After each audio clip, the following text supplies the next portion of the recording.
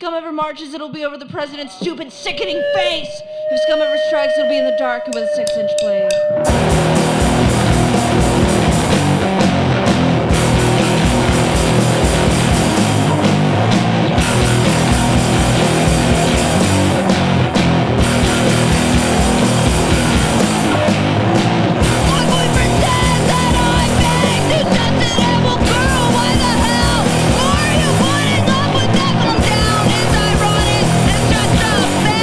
Well, I'm not funny and I've had a fucking enough of it.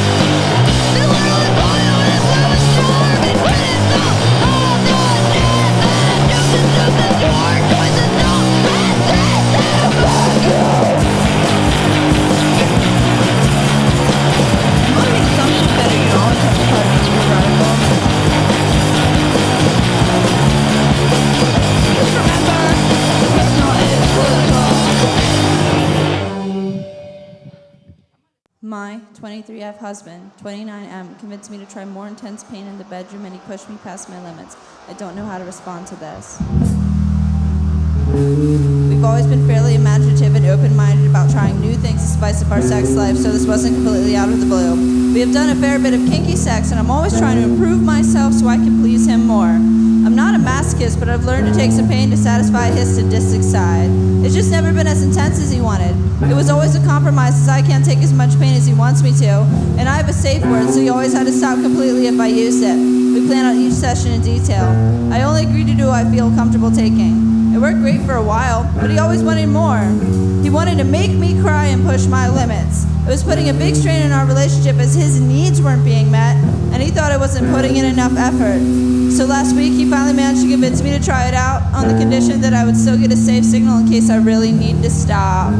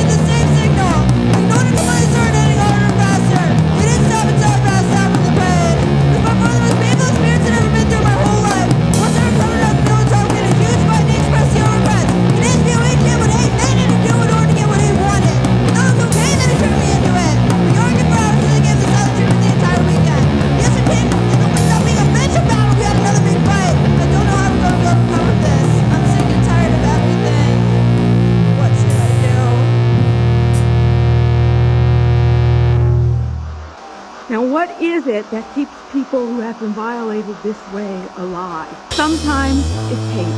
Just hate. Don't despise hate. It can keep a person going a long time. And people who have been hurt have got a right to a certain amount of it. It's a dead end, it's a trap, but understand that it's part of surviving. Hating the person who hurts you is important. Sometimes it's anger. Women don't like being angry. Women are afraid of anger, and we will hurt ourselves rather than be angry with those who are hurting us. But sometimes it's anger that keeps a woman alive. Sometimes it's dumb luck. You don't know why the hell it's you and why it's not somebody else. And there you are, and they're dead, and you're not. And sometimes it's faith or hope or some shred of self-respect that cannot be killed, and I don't know why it can't be killed. I only have seen over and over and over and over again that it cannot be killed. No one can do it. And with the overwhelming reality of what trafficking in women is, there is another reality that is not overwhelming. It's very fragile, but it's true. And that is that you cannot stop people from fighting for justice. All right? If you could, we would have stopped. It would be over. Women who have been raped, women who have been bought and sold and traded and shared and taken and forced have fought back. Now sometimes they've fought back by killing someone who hurt them. We do not show those women enough respect.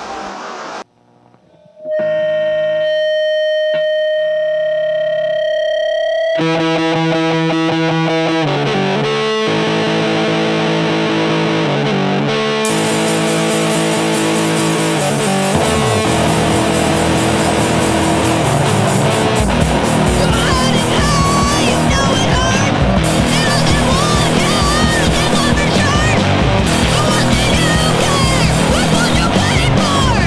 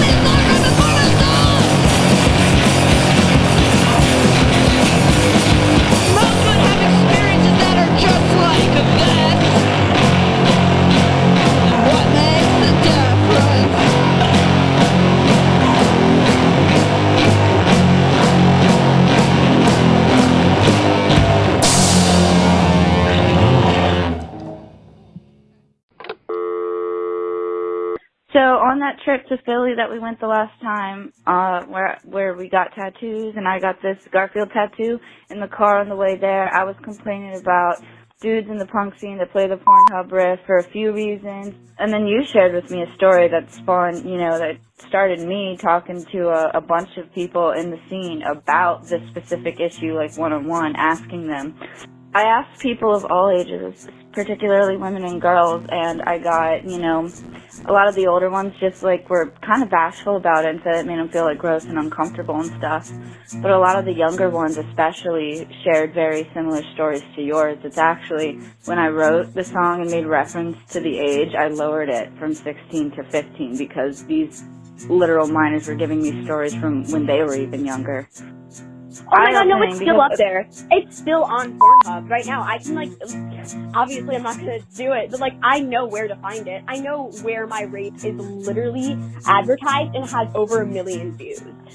I have had people... Well, yeah, that was the thing. You told me that your friend sent it to you, and that's how you found out it even existed, right? Yeah, that's how I found out it even existed, because my friend was watching porn and was like, hey, just so you know, I think you were underage here. Because at that time, I had had a self.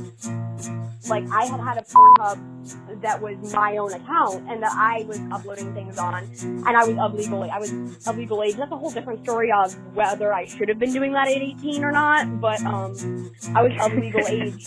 Someone, messaged me and was like, hey, is this you? I don't want to make assumptions, but I know that you were, with this guy when you were underage. I was like, holy shit. And also, you identified as a lesbian, right? It was because he got you drunk and stuff underage, too, to all kinds of fun ways to abuse you. And he the words were, I can show lesbians how fun it is to be bisexual. And I think the title of the video was something like Lesbian Threesome, because there was another woman who, granted that woman did not know my age, but another woman who was over the age of 18, in that video. And it's still up, and I've contacted Pornhub many, many times, and I've just given up at this point. It's actually, really interesting that, I'm thinking of it right now, because just a couple months ago, I had some complete random, rando on Reddit message me screenshots of that video and saying, is this you? Which is really terrifying and really shitty, and, literal random person on Reddit. Oh my god, that's the thing is that, I viewed punk as being, my safe space, right? Well, that's the whole thing about the escapism of going to a show, is that you want to distract yourself from shit like that. Then dudes pull out this riff, and then all of a sudden, you're stuck to wonder, have they seen it? Do you know how many punk, quote-unquote punk dudes have, actively told me in the past that they have, rape fetishes? Holy shit. An absurd amount. And that's I don't know, I don't want to, I feel like I'm going to directly at half of the male punk scene by even, saying that. But, I mean, it's true, and I think that they don't see anything wrong with it. Of course they don't. Of course they don't. No, that's exactly it. They don't see anything wrong with it, because why would they? Because they themselves built a culture around this where they support themselves and also chew out anyone that says anything to the contrary, especially women. Because it's usually women who say something, because it's usually women who are affected. And so, they just don't give a shit.